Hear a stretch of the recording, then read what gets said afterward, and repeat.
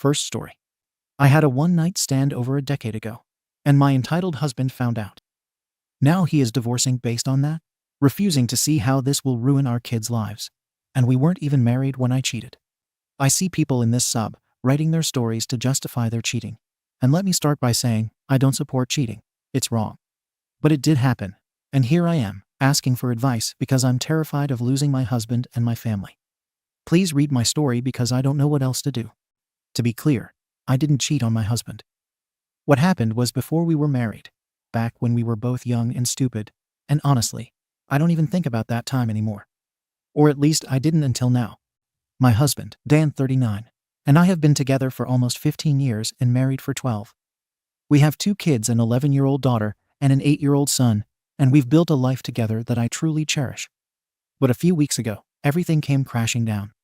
Dan found out about something I did a long time ago, back when we were dating long distance in college. I cheated on him. It happened more than a decade ago, and I swear I hadn't thought about it in years. We were both 23 and living in different cities at the time. That was a challenging period in our relationship. We were busy, stressed, and trying to figure out our futures.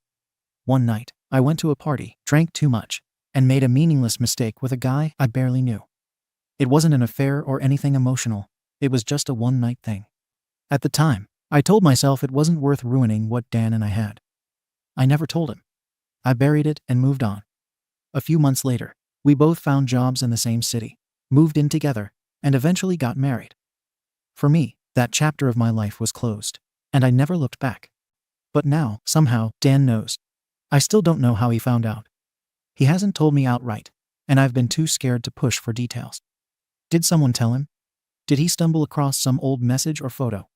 Or did the guy I slept with resurface after all these years? I have no idea, and honestly, it doesn't even matter anymore. What matters is that Dan knows, and it's tearing us apart. Dan has been cold and distant ever since he found out.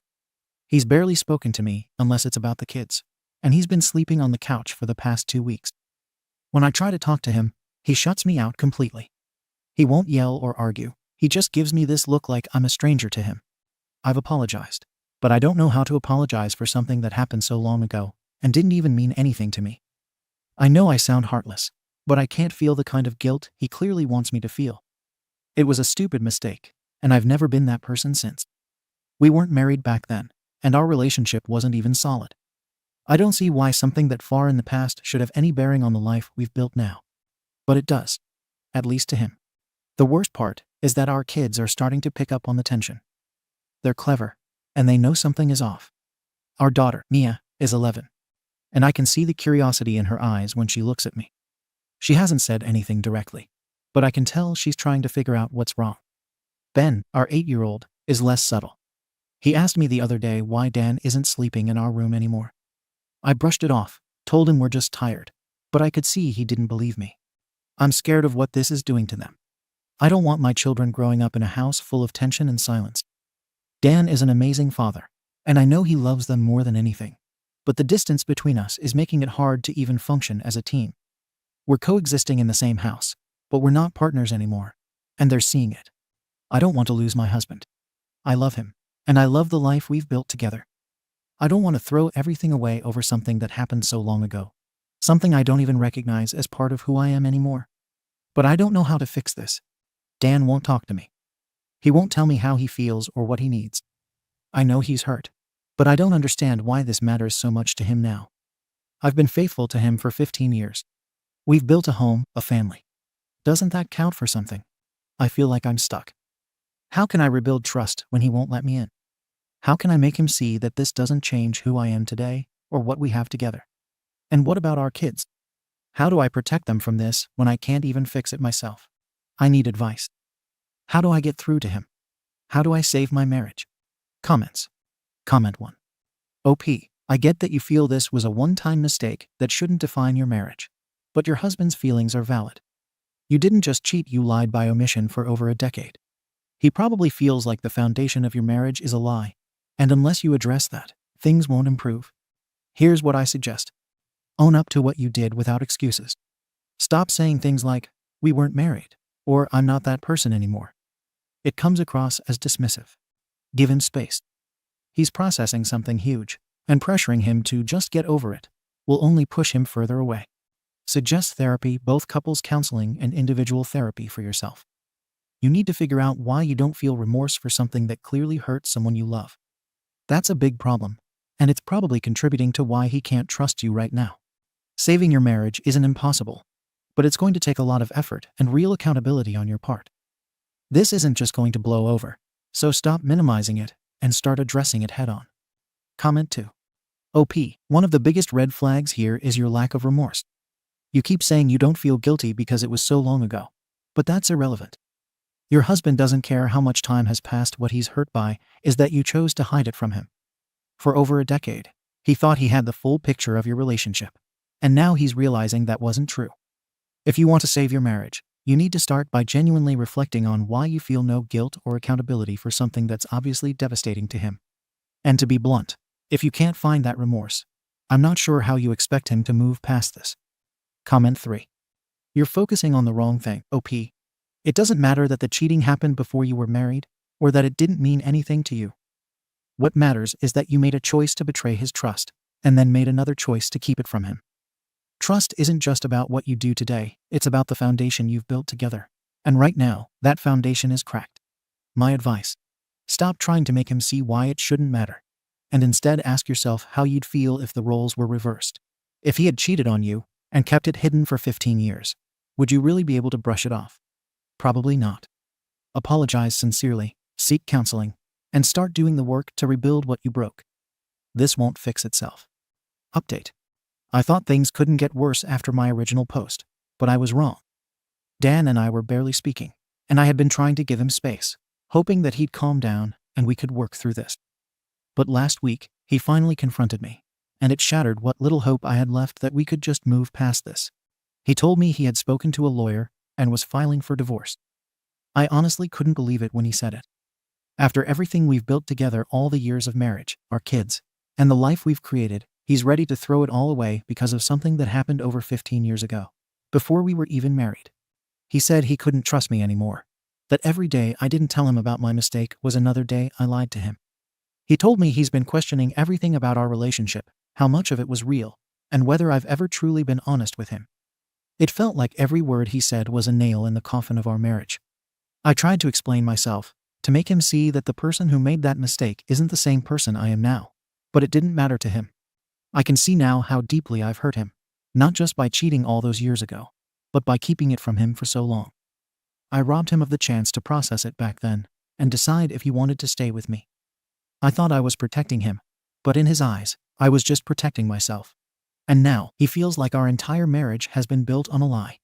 I wish he could see how much I love him, and how much I regret my choices, not just what I did that night all those years ago, but the choice to bury it and never tell him. At the time, I truly believed I was doing the right thing by sparing him the pain, but looking back now, I can see how wrong I was. As hard as this has been for me, the part that breaks my heart the most is how it's affecting our kids. They've always been so happy and carefree, but lately, I can tell the tension in the house is getting to them. Our daughter, Mia, overheard part of the conversation when Dan told me about the divorce. She didn't say anything at first, but later that night, she asked me if we were getting divorced. She's only 11, and I didn't know how to respond. I tried to reassure her that everything would be okay, but I could tell she didn't believe me. She's noticed how distant Dan has been, how he doesn't even look at me the same way anymore. Ben, our 8-year-old, hasn't asked any direct questions, but he's been quieter than usual. He's always been such a lively, energetic kid, but now he seems subdued, like he's carrying the weight of something he doesn't understand. I've caught him looking at me with this sad, questioning expression, and it's breaking me. The worst part is that this isn't something I can shield them from. No matter how much I try to act like everything is normal, they know something is wrong. They're too smart not to notice, and I hate that they're being dragged into this. Dan has already started taking steps toward the divorce. He's spoken to a lawyer, and he's looking into separating our finances and figuring out custody arrangements. He hasn't told the kids yet, but I know it's only a matter of time before he does. The thought of sitting down with them and explaining that their parents are splitting up makes me feel physically sick. I've been trying to hold it together for their sake, but I'm struggling. I feel like my entire life is crumbling around me, and there's nothing I can do to stop it. For years, I told myself that my mistake didn't matter, that it was in the past and had no bearing on the life we've built together. But now, I'm watching everything fall apart because of that one night, and I don't know how to fix it. I've started looking into therapy both for myself and for us as a couple. I know I have a lot of work to do on myself. I need to figure out why I felt justified in hiding this for so long, and why I didn't see how much it would hurt him. But at the same time, I can't help feeling like Dan is overreacting. Yes, I made a mistake, but it was so long ago. I've been a good wife and a faithful partner for 15 years. I feel like he's throwing away everything we've built because of something that doesn't even reflect who I am today. And worse, he's willing to put our kids through the pain of a divorce. I know I've made mistakes, but I refuse to give up on my marriage without a fight. I'm not ready to let go of the life we've built together or the family we've created. I love Dan, and I believe deep down that he still loves me, too. I just need to find a way to make him see that this doesn't have to be the end for us. I don't want my kids to grow up in a broken home. I don't want them to lose the stability and happiness they've always known. And I don't want Dan to make a decision that he might regret later, one that could hurt all of us in the long run. This isn't how our story is supposed to end. I'm holding on to hope that I can prove to him that we can work through this, that we can rebuild the trust we've lost, and that our family is worth fighting for. I know it won't be easy, but I have to try. I owe it to him, to our kids, and to myself to never give up. I just wish he could see that too. Secret Voices. The story is a bit confusing. She said she cheated on her husband a decade ago in the original post, but they have been married for 15 years. Comments pointed this out, but the OP didn't give any clarity. I'm guessing it was either a mistake or just a lie. Maybe she cheated while they were married. Either way, I think there is no hope for this marriage. What do you think? Second story. Evil stepsister burned my late mom's photo albums just to see me and my father in pain and suffering. So her own mom, my stepmom, disowned her and kicked her out of the house. I lost my mother when I was very young, and my father remarried the woman I grew up calling Mom. Mom has an older son and a daughter who is about 12 years older than me. It was never a secret that Mom wasn't my biological mother. I see my stepbrother on the holidays, but I have had zero contact with my stepsister. I learned why that was. My mom and stepsister moved in after she and my dad got married. I don't remember her being very nice, and then she was just gone. I was told she had to go away for a while. Mom brought me everywhere with her. The store, to her friends' places, to the zoo, etc. She helped me get ready for school and helped me with schoolwork. She watched a handful of kids' movies in the theater that, looking back, were likely indecipherable nonsense to her. All three of those Pokemon movies, for example. She cried at my high school graduation, even when she promised me she wasn't going to cry. She was my mom. She loved me to bits. All the while she never erased my mother. Her and my dad would look at photos of my mother, and Dad would tell stories, and Mom always said she wished she met her. My father and maternal grandfather had it for me after she died, so I had something to remember her by. I have that photo album in my apartment. Been looking at it a lot lately. Here is the kicker. It's not the original photo album. I never saw the original photo album. What made my mom disown my stepsister is that she burned the original after my mom scolded her for being rude to my father and me. Mom discovered what had happened because she and her friends had done it together. And one of her friends felt so guilty, she confessed to her own mom, who called my mom. Mom kicked stepsister out of the house and had movers take her things to her dad's house. Dad came home to my mom, who explained in tears what was up. She and my dad then went around to family and friends, close and distant, and even my mother's alma mater to look for photos of my mom to try to make a new album. Dad told me everyone in the lives had risen to the occasion, and they were able to build a new album. Even if some of the original photos and Polaroids were gone forever, they had new photos from Mom's college friends. I asked Dad if my stepsister ever apologized or tried to reach out, and he confirmed she tried. But Mom fundamentally wants nothing to do with her. I thought a lot about forgiveness and family these last few months. I never knew about the original album, so I didn't have much of a reason to hate her. I do think the album was likely a last straw for Mom, and wasn't the primary problem, even though destroying the album was cruel and kind of evil. I don't plan on talking to my mom about it. I think it would be better to respect her desire to continue not having a relationship of any kind with my stepsister. My only plan is to make sure to give both of my folks big hugs. Relevant comment. How old was stepsis when this occurred? Stepsis was 18, maybe 19. Update. I made a post a few days ago about learning that the photo album made of photos of my deceased mother was actually a replacement album after my stepsister, her bio daughter, destroyed the original by setting it on fire with her friends. This led to my mom, I call my stepmom mom, going no contact with my stepsister.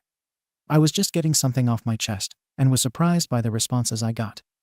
I texted my mom that I knew about what happened and asked if I could call her to talk about it. We talked and did clarify some things my dad likely forgot. Even before she had started seeing my dad, my mom and stepsister were having problems. Her ex-husband was a fair-weather parent and wasn't very supportive. My stepsister, during her last 2 years of high school, became part of a clique of girls who were always in trouble.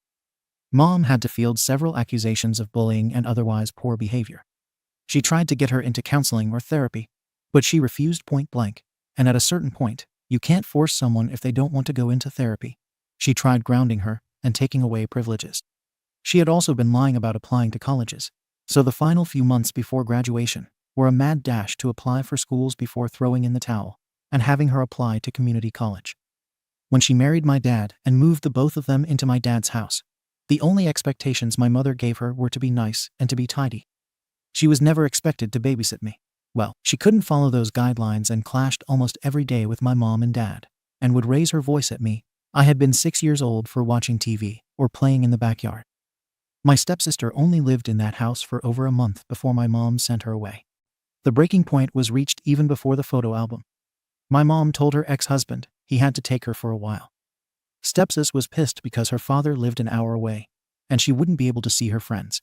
But mom put her foot down that she couldn't stay there with the way she had been treating everyone. My stepsister must have found the album and called her friends to meet up with her, where they burned it in a bonfire. When mom asked why on earth she did it, my stepsister thought it would be funny to take something from my father and me that we would miss. Mom ended up kicking her out right there and calling movers that day. She was furious and upset and felt the two of them having some distance apart would be for the best. Mom was also panicking because she thought her marriage had just gone up in flames. However, my father never blamed my mom for what had happened. Mom told me she just didn't have the desire to reconnect with my stepsister when she reached out a few years ago. She can't let go of my stepsister's deliberate cruelty, not just to her and my father, but to me. My stepsister was an adult when she did what she did. In her absence, she had a wonderful husband and 2 sons, my older stepbrother and I, who were kind to her. My relatives all loved her. She admitted that her mental health had improved considerably without my stepsister around. She had wanted to prioritize the people in her life who weren't toxic. She assured me she hadn't left her with nothing. She had full access to a college fund that my mother set up for her when she was born, and she will still get an inheritance. Mom finished the call by telling me she still felt horrible about what happened to the photo album and wished those memories of my mother weren't gone forever. I told her it was okay, and that I appreciated the lengths she and my dad went to replace it before telling her I loved her. To address a few commenters, I did not and still do not have any desire to talk to my stepsister. I just wanted the whole story. Third story. I fell in love with my brother's ex-wife, and we decided to get married. My brother didn't react, but my parents, too, betrayed me by taking his side and threatening to disown me. So I planned my wedding without my family, but they showed up uninvited. My brother was a drunken mess, tried to ruin my wedding, and got kicked out. My parents were angry, but stayed silent so as not to get kicked out. Growing up, I never felt like I fully belonged in my own family. My brother and I couldn't have been more different. He was the golden child, loud, confident, and the center of attention at every family gathering. Meanwhile, I always felt like the afterthought, the kid who never quite measured up. My brother's way of interacting with me was more about teasing and putting me down than anything resembling brotherly love. By the time I was old enough to recognize the pattern, I'd already started emotionally distancing myself from him. We lived under the same roof, but it felt like we were strangers. When I left for college, I promised myself that I wouldn't let my relationship with my brother, or the lack of one, define me. I moved to a new city, started my own life, and didn't look back. My family and I kept in touch, but I never really felt like I was part of their inner circle. Even at holidays, I was more like a guest than a son or a brother. My parents' focus was always on my brother, and I was just there. It hurt, but I told myself that I didn't need their approval to be happy. When my brother got married, I went to the wedding because it was expected of me, not because I wanted to celebrate him. His wife seemed nice, but I didn't get to know her. Why would I? She was part of his life, not mine. After the wedding, We went back to living our separate lives, and I didn't think about them much after that. When I heard they'd divorced a few years later, I wasn't surprised. My brother's the kind of person who can make even the best relationships feel like a chore. I didn't ask for details about the breakup, and no one offered any. Years later, I ran into her, my now fiancée, at a movie theater. At first, it didn't even register who she was. She looked different, happier in some way, and I only realized who she was when we started talking. It wasn't awkward or strange. If anything, it felt natural, like catching up with an old acquaintance. We exchanged numbers that night, and what started as casual conversations turned into something more. I didn't set out to fall in love with her, and I certainly didn't do it to spite my brother. But over time, I realized how much I cared about her. She's kind, thoughtful, and funny in ways that caught me off guard. I started to see a future with her, a future that felt stable, happy, and full of possibilities. We'd been dating for about a year when she proposed to me. It was unexpected, but I was thrilled. I'd already been planning to propose, so it felt like the perfect moment to move forward with our lives together. I thought long and hard about how to tell my family. Part of me wanted to just rip off the Band-Aid and get it over with, but another part of me dreaded the fallout. Deep down, I think I hoped that they'd surprise me, that they'd be happy for me, or at least try to understand. But when I finally told them, their reaction was worse than I expected. My brother didn't say anything. No congratulations, no anger, just complete silence. My parents, on the other hand, were vocal about their disapproval. They said it was disrespectful to my brother, that it was a betrayal, and that they couldn't support me. They made it clear that they wouldn't attend the wedding, and even suggested that I reconsider the entire relationship. I tried to explain that my fiancé and my brother had been divorced for years, that there were no kids or lingering attachments, and that their marriage was long over. But none of that mattered to them. They kept saying that family loyalty should come first, and by choosing to marry her, I was putting myself before the family. It felt like they were looking for reasons to validate their decision to side with my brother. No matter how irrational it was, their reaction hit me harder than I expected. I've always wanted a happy, supportive family, something I didn't really get growing up. The idea of having kids with my fiancé and giving them the kind of warm, loving environment I always longed for is something that's really important to me. But now, I'm realizing that might not happen. My parents are making it clear that they won't be involved in my life if I move forward with this marriage. If my kids ever come into the picture, they won't have grandparents on my side who care about them. It feels like my dream of creating a better family for myself is slipping away before it's even started. My fiancé says we don't need them, and on some level, I know she's right. But the thought of losing my family completely, no matter how distant I felt from them, hurts more than I want to admit. I've spent my whole life feeling like an outsider, and this just feels like confirmation that I was never really part of their inner circle to begin with. Lately, I've been questioning everything. Was it a mistake to fall in love with her? I don't mean that I regret the relationship, but I wonder if, deep down, part of me was looking for validation, some way to prove to myself that I could be important to someone connected to my family. Maybe I wanted to show that I mattered too, even if it was through someone my brother had overlooked. I don't know.